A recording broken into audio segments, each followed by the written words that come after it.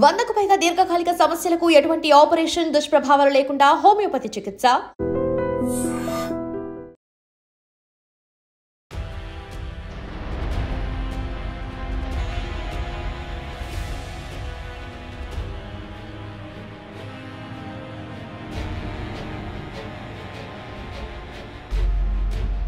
నమస్కారం, welcome to I dream. నేను మీ సంగీత.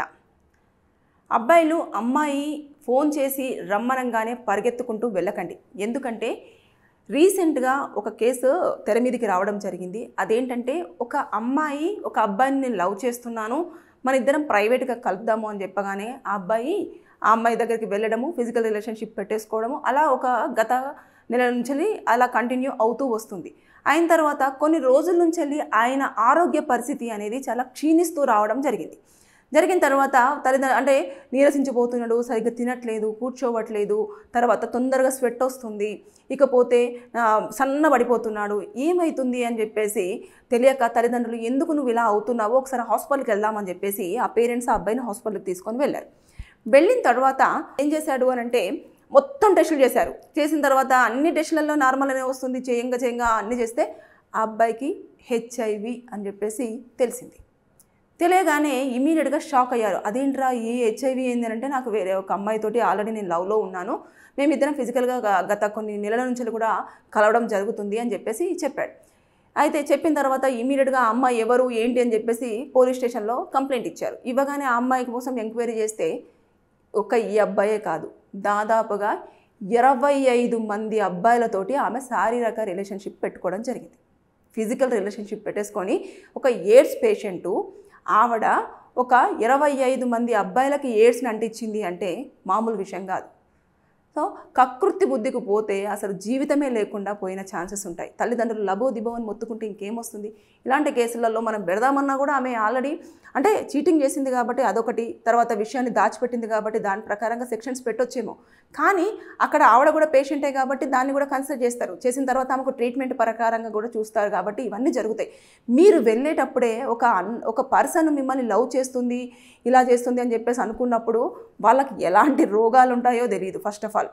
కాబట్టి మీరు దయచేసి ఎప్పుడైనా సరే ఎట్టి పరిస్థితుల్లో అన్నీ చూసుకున్న తర్వాతనే మీరు ఫిజికల్ రిలేషన్షిప్ అనేది పెట్టుకోండి. లేదు అంటే అనవసరంగా ఇలా HIV బారిన పడి జీవితాలను కోల్పోవాల్సిన పరిస్థితి వస్తుంది. ఇంకా తెలుసు కదా మీకు, HIVకి అసలు చికిత్సనే లేదు, అంత ఓన్లీ నివారణ ఒక్కటే మార్గం. ఇది తప్ప ఇప్పటివరకు అయితే దీనికి మందులు కనుక్కోలేదు. మందులు వచ్చే ఛాన్సెస్ కూడా చాలా తక్కువగానే ఉన్నాయి. ఇంకా ఇప్పటికీ సైంటిస్టులు దీని మీద వర్క్ చేస్తున్నప్పటికీ కూడా ఎలాంటి మెడిసిన్ అయితే రాలేదు. నేను ఇది వినగానే ఎందుకు చెప్తున్నాను అంటే, చాలామంది ఇప్పుడు ఊరికేనే ఫ్రీగా వస్తున్నారు కదా అని చెప్పేసి అమ్మాయిలతోటి అబ్బాయిలతోటి చాలా ఫిజికల్ రిలేషన్షిప్ పెట్టేసుకుంటారు. ఇది అబ్బాయిలకి అంటే అబ్బాయే మోసపోయాడని చెప్పేసి అమ్మాయి మోసం చేసిందని చెప్పను. ఎవరైనా మోసపోవచ్చు. ఇక్కడ అబ్బాయిలు కానివ్వండి అమ్మాయిలు కానివ్వండి, జాగ్రత్త. ఒక పర్సన్తో మీరు కనుక ఫిజికల్ రిలేషన్షిప్ పెట్టుకుంటున్నప్పుడు వాళ్ళ ఆరోగ్య పరిస్థితి ఏంటి అనేది మనకు తెలియదు. కాబట్టి జాగ్రత్త పడండి. అంటే నేను ఇంకా ఈ విషయాన్ని చెప్పొచ్చో లేదో నాకు తెలియదు. ఒకవేళ మీరు కకృతి బుద్ధితోటి కనుక ఖచ్చితంగా రిలేషన్షిప్ కావాలి అనుకుంటే మెడికల్ షాప్లో కొన్ని దొరుకుతాయి, అవి తెచ్చుకొని మీరు దాన్ని వాడండి. అంతేగాని ఇలా దయచేసి చేసి అనవసరంగా కుటుంబంలో ఒక మానసికంగా వాళ్ళకు ఒక ఇబ్బందిని క్రియేట్ చేయకండి. వాళ్ళ తల్లిదండ్రులు ఎంత ఆవేదన వ్యక్తం చేస్తున్నారు ఇప్పుడు. అయ్యో ఇట్లా అవ్వన్నావు, ఇది చూస్తేనే మీ ఈ రోగం వచ్చింది, ఏం చేయాలి, ఏంటిది, కన్న కొడుకు చేతికి వచ్చిన కొడుకు పోతున్నాడే అని చెప్పేసి ఆవేదన పడితే ఏం చేస్తారు? పోలీసులు అయితే ఆమెను రిమైండ్ చేశారు, తర్వాత నెక్స్ట్ అవన్నీ జరుగుతున్నాయి. కాకపోతే ఇలాంటివి కూడా ఉన్నాయి కాబట్టి సొసైటీలో మీరు దయచేసి 5 నిమిషాల సుఖం, దాని గురించి మీ జీవితాలను నాశనం చేసుకోకండి. ఇది నేను ఎందుకు అంటే ఇదొక అవేర్నెస్ గురించి మాత్రమే. దీని కింద మీరు ఎలాంటి కామెంట్స్ అయినా పెట్టుకోండి, నాకు ప్రాబ్లం లేదు. కాకపోతే దయచేసి ఇప్పుడు సొసైటీలో మనం ఏది చూసుకున్నా కూడా బంధుత్వాలన్నీ కూడా ఓన్లీ ఫిజికల్ రిలేషన్షిప్ మీద మాత్రమే రన్ అవుతున్నాయి.